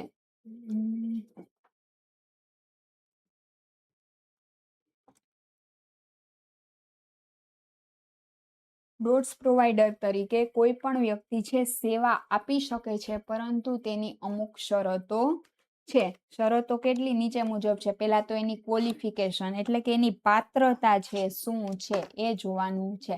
એની પાત્રતા છે શું છે? તો પેલા તો એ વ્યક્તિને વાંચતા લખતા આવડવું જોઈએ, થોડો ઘણો ભણેલો ગણેલો હોવો જોઈએ, અને સામાન્ય સમજ શક્તિ એને હોવી જોઈએ. એટલે ટૂંકમાં એની માનસિક સ્થિતિ થોડીક બરોબર હોવી જોઈએ, અને સ્વૈચ્છિક સેવા આપવા માટે તૈયાર હોવો જોઈએ. એવો વ્યક્તિ ડોટ્સ પ્રોવાઈડર બની શકે છે. એટલે પોતાની ઈચ્છાથી સેવા આપવા માટે આવવો જોઈએ. પછી મુખ્ય શરત છે ડોટ્સ પ્રોવાઈડર દર્દીના પરિવારનો સભ્ય ન હોવો જોઈએ, બરાબર છે. બાકી તો એ પોતાના ઘરના લોકોને છે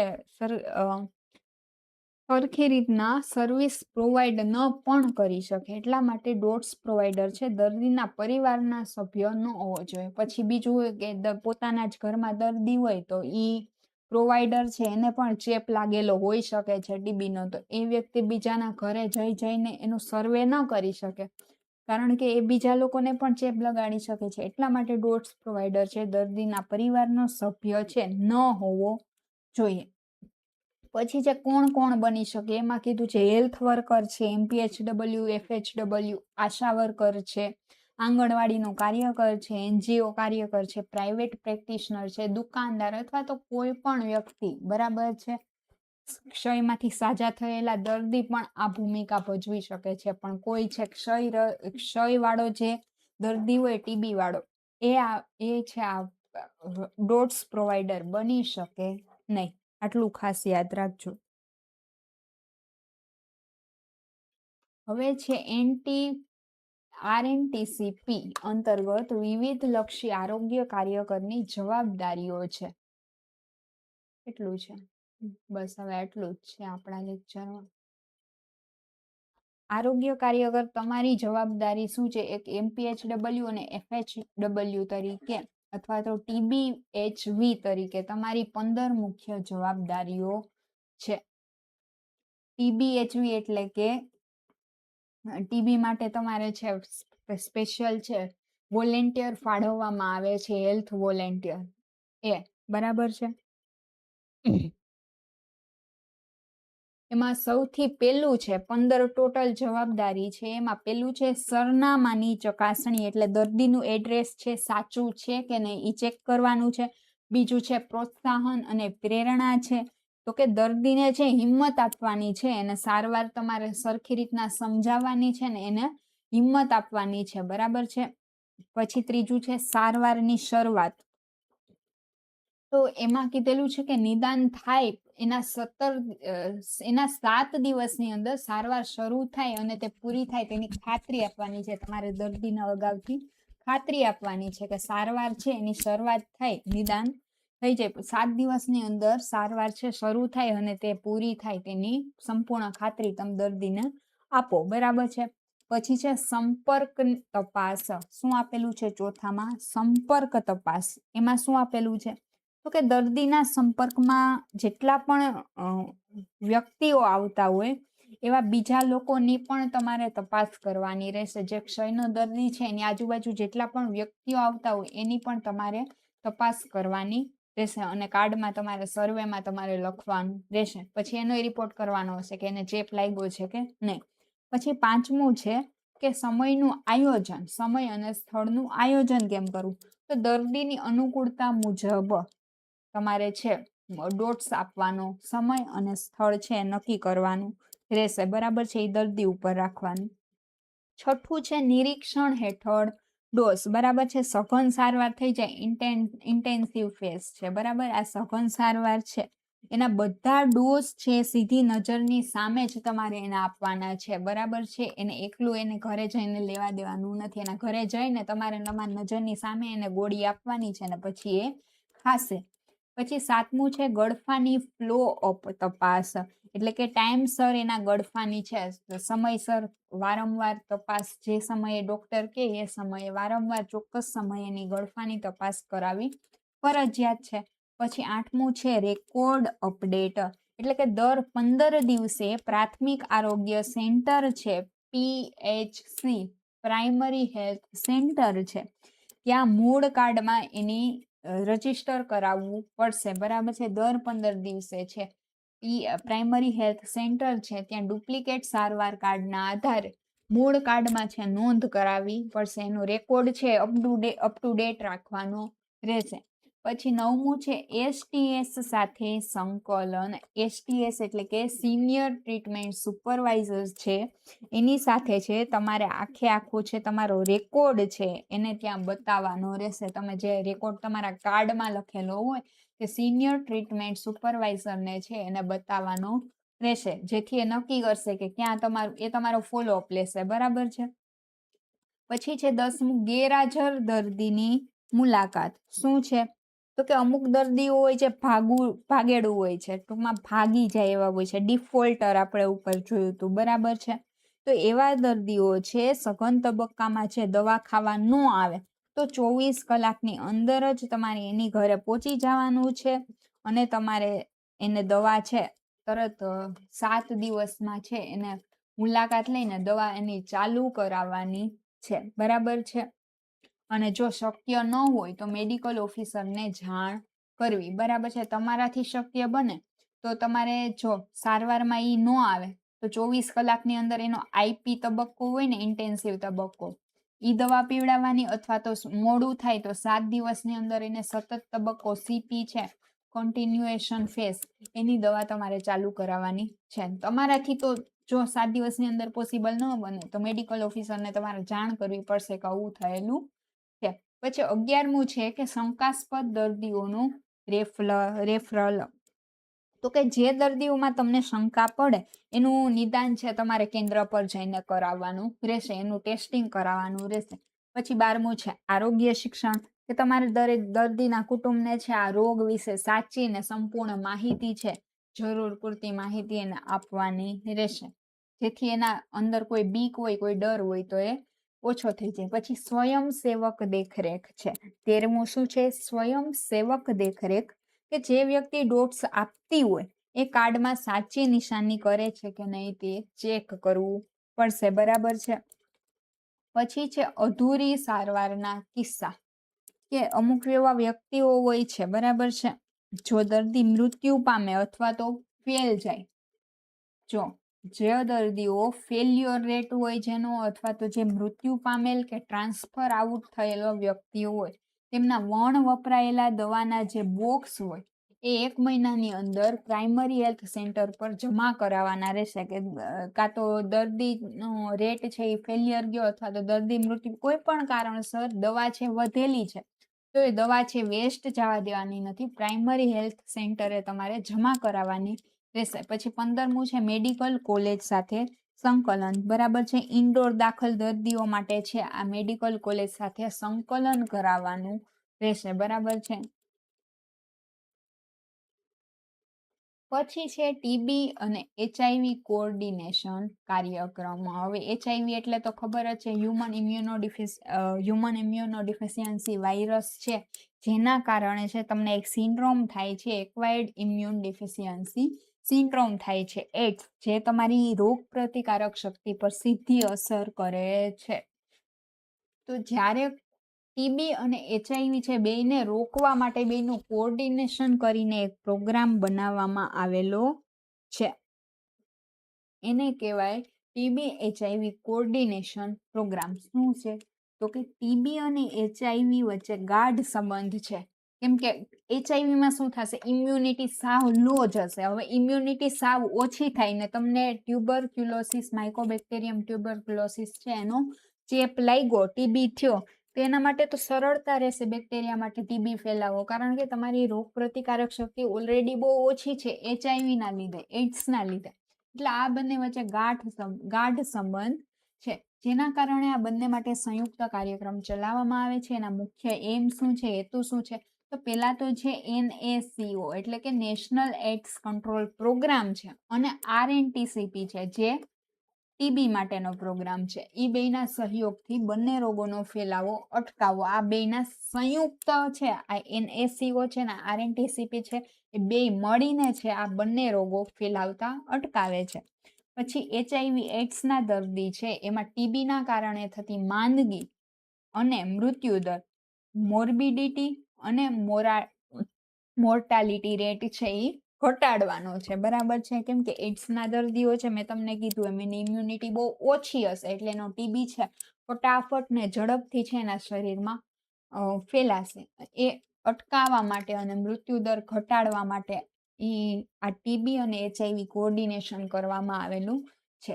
પછી છે PLWH, people living with HIV ads, એવા લોકો છે જેને એચઆઈવી એડ્સ છે શરીરમાં, એમાં ટીબીનું ભારણ ઘટાડવું, કેમ કે એક હારે કોઈ વ્યક્તિને આ બંને રોગો થઈ જશે તો એનો મૃત્યુ દર છે ખૂબ જ ઊંચો હોઈ જશે, એનું મૃત્યુ નિશ્ચિત છે. એટલા માટે એડ્સ વાળા વ્યક્તિઓમાં ટીબીનું ભારણ ઘટાડવું એ આનો મુખ્ય એમ છે, બરાબર છે.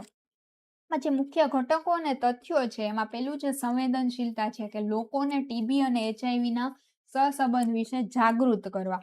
ક્રોસ રેફરલ છે, ટીબી ના દર્દીને એચઆઈવી ટેસ્ટ માટે અને એચઆઈવી ના દર્દીને ટીબી ટેસ્ટ માટે મોકલવા, બરાબર છે, જેથી ખબર પડે કે બેય રોગ એક જ વ્યક્તિની અંદર છે કે નહીં.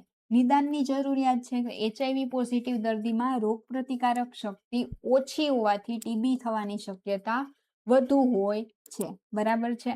મેં કીધું જ છે આ જ વાત, એડ્સ વાળા દર્દીઓ છે એની ઇમ્યુનિટી સિસ્ટમ બહુ ઓછી હોય છે, જેથી એની ટીબીની શક્યતા વધી જાય છે. આથી દરેક એચઆઈવી પોઝિટિવ વ્યક્તિના ગળફાની તપાસ કરવી ફરજિયાત છે, અને દરેક ટીબીના દર્દીનું એચઆઈવીનું ટેસ્ટિંગ કરવું ફરજિયાત છે, બરાબર છે. અને યાદ રાખજો, એડ્સ અને એચઆઈવી છે, એડ્સ છે અથવા તો એચઆઈવી છે, આ બંનેનું ટેસ્ટિંગ છે કઈ ટેસ્ટથી થાય છે, તો એલિઝા. આ યાદ રાખજો, એલિઝા ટેસ્ટ છે એના દ્વારા એડ્સનું અથવા તો એચઆઈવીનું ટેસ્ટિંગ થાય છે, પરીક્ષણ થાય છે. ઓકે. પછી છે ચોથું છે જોખમનું પ્રમાણ. જો વ્યક્તિ એચઆઈવી નેગેટિવ હોય અને ટીબીનો ચેપ લાગે તો જીવનમાં ટીબી થવાની શક્યતા 10% છે.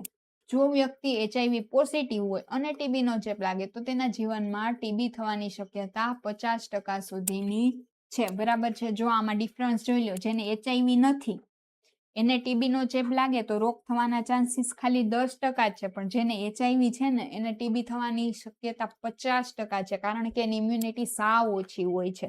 પછી મૃત્યુનું કારણ, એઇડ્સના દર્દીઓમાં મૃત્યુનું કારણ મુખ્ય ટીબી હોઈ શકે છે, કેમ કે એક જ વ્યક્તિને એઇડ્સની સાથે સાથે ટીબી પણ થઈ જાય તો મૃત્યુ થવું સ્વાભાવિક છે.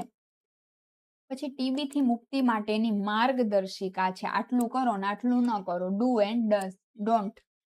આ છે ડુસ ને આ છે ડોન્ટ્સ. શું કરવાનું તો કે બે અઠવાડિયાથી વધુ સમય સુધી ખાંસી હોય તો તમારે ટેસ્ટિંગ કરાવવાનું રહેશે ટીબીનું. ટીબીની દવા ચોક્કસ સમય સુધી લેવાની છે, ક્યાંય અધૂરી મૂકવાની નથી. ટીબીનો પૂરેપૂરો ઈલાજ કરવાનો છે, કીટાણુનાશક થૂંકદાનીમાં જ થૂંકવાનું છે. કોન્ટામિનેશન હોય એવી જગ્યાએ ખૂબ રહેવાનું નથી. ખાંસી કે છીંક આવતી વખતે મોં પર રૂમાલ રાખવાનો છે, જેથી આજુબાજુના વ્યક્તિઓને છે તમારો ચેપ ન લાગે. પછી શું નથી કરવાનું તો કે 2 અઠવાડિયાથી વધારે જો તમને ખાંસી આવતી હોય, ઉધરસ આવતી હોય તો એને અણગણવાની નથી. પછી માત્ર એક્સરે રિપોર્ટ પર ભરોસો કરવાનો નથી, ગળફાનો રિપોર્ટ પણ કરાવવાનો છે. ડોક્ટરની સલાહ વગર દવા લેવાનું બંધ કરવાનું નથી. ટીબીના રોગોની પરિવારથી અલગ ન કરો, બરાબર છે. ટીબીના રોગી છે એના પરિવારથી અલગ કરવાનું નથી. ધ્યાન રાખવાનું છે કે બીજાને ચેપ ન લાગે, પણ સાવ અલગ કરી દેવાનું નથી. પછી ગમે ત્યાં થૂકવાનું નથી, બરાબર છે. આટલી વસ્તુ ખાસ છે એક જાગૃત નાગરિક તરીકે ધ્યાન રાખવાની છે ને. ટીબી માટેનું જે સ્પેશિયલ એક આખે પીડીએફ નો તમે સાર કહો ને તો આ એક સૂત્રમાં આવી જાય કે પેલા તો વહેલું નિદાન કરવાનું ને પૂર્ણ સારવાર લેવાની છે, પૂરેપૂરી સારવાર, જેથી છે ટીબી છે એ રોગ મુક્તિ થઈ શકે. ટીબીની રોગ મુક્તિ, જો સારવાર અધૂરી રહેશે તો ટીબી છે નાબૂદ થઈ શકશે નહીં. આ હતું આપણું ટીબી. આની સાથે જ આપણે 2 લેક્ચરની અંદર ટીબી આપણે આખું કવર કરી લીધું છે. કોઈ પણ પ્રશ્ન હોય તો કોમેન્ટ સેક્શનમાં જણાવવા વિનંતી.